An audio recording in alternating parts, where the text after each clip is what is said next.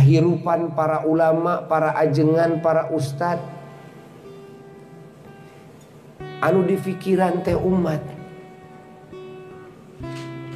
Lamun meuli tanah teu mikiran keur sare sorangan jeung anak pamajikan, nu di pikiran teh kumaha keur kobong, kumaha keur madrasah, keur paragi ngajina, waktuna diminij teh lain keur kuring keur anak pamajikan, keur ngariung atawa keur neangan duit, keur nongton, keur olahraga, keur bercinta, keur hiburan sorangan lain. Para ulama mah ciga para nabi we, para ustad mah waktuna teh diminijna teh lolobana teh keur umat we. Jadi keur sorangan mah sesemperan, malah keur anak pamajikan ge sesemperan. Hese rek neangan waktu keur rehat, hese neangan waktu keur berleha-leha, hese neangan waktu keur hiburan. Sabab nu di pikiranna naon umat, ieu kumaha sangkan umat saroleh, ieu kumaha sangkan umat berilmu, ieu kumaha sangkan umat nyaho ka pangeran, deukeut ka pangeran, wawuh ka pangeran, narepi ka pangeran. Ieu kumaha sangkan umat nyaho kana hukum-hukum pangeran, sangkan umat ieu bisa kumaula ka pangeran, taat kana aturan pangeran, ngalakonan kana parentah pangeran, ngajauhan tina larangan pangeran. Kumaha sangkan umat ieu hatena pinuh ku niat-niat nu mulia, dadana pinuh ku akhlak anu terpuji, kalakuanana, garapanana, karya-karyana pinuh ku amal soleh, letahna baseuh pinuh ku zikir ka pangeran, pinuh ku ucapan-ucapan anu mulia, pinuh ku papatah ku nasihat, ku amar ma'ruf nahi munkar, pinuh ku Quran, pinuh ku sholawat, pinuh ku doa, ku munajat. Tak ieu di pikiran ku para ulama-ulama Allah, ku para ustad, ku para muallimin. Umat teh di pikiran sangkan ieu umat teh salamet di dunyana, bagja di dunyana, mulia di dunyana, salamet di alam kuburna, bagja di alam kuburna, mulia di alam kuburna, salamet di mana hudang ti kubur di akhiratna, bagja jeung mulia. Nepi ka ieu umat teh jadi ahli sawargana pangeran. Jadi lamun can nepi kana sawarga pangeran ieu umat, ulama mah ngaganyel dina ati teh. Nu di pikiran teh umat we.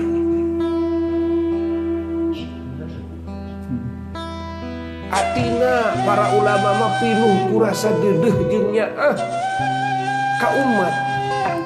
Dalam mun teu deudeuh teu nyaah mah teu hayang mikiran anak batur. Naon ngariripuh maneh? Cok ayeuna mun teu deudeuh teu nyaah ka umat, ka masyarakat, ka bangsa,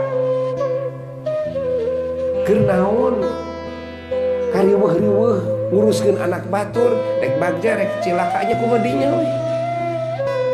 Kan? Rek jadi ahli surga, rek jadi ahli nerakanya kumaha dinya we. Kariweuh-riweuh ka stres-stres. Kudu ngawurukan barang jeung penting gitu kan. Dan lain usaha. Nyeun madrasah mah lain usaha, neangan duit lain. Neangan duit mah geus we tuh jadi tukang kain ciga urang Sugonewa. Ya. Dagang kayaknya, tuh kan? Dek neangan duit mah tani kayaknya. Jadi PNS kayaknya gitu kan? Ayo rek neangan duit mah sing emot numawi beribados ka masyarakat, ka umat Islam.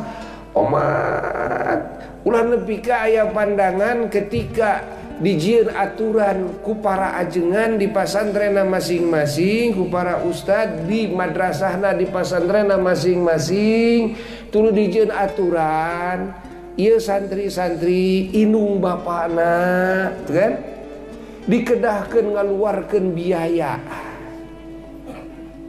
Ieu aturan dibikin ku sadayana para ulama di pasantren-pasantren. Ulah aya masyarakat umat Islam anu berpikiran ieu teh bayaran. Kan?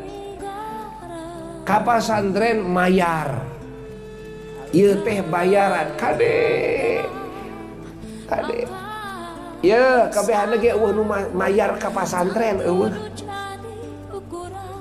Lain bayaran ieu ke pasantren mah, di madrasah di pondok-pondok lain bayaran lain. Para ajengan mah hanya ngajejehkeun kan, ngajejehkeun keperluan santri, dijejehkeun ku para ulama.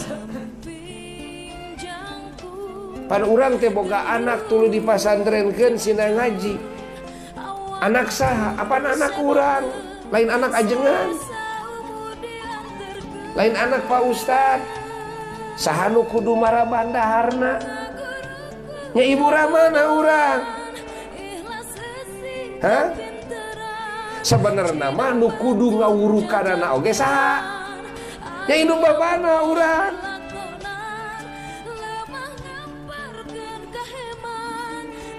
Ajengan mah batur, urusan itu batur eta mah batur. Tuh.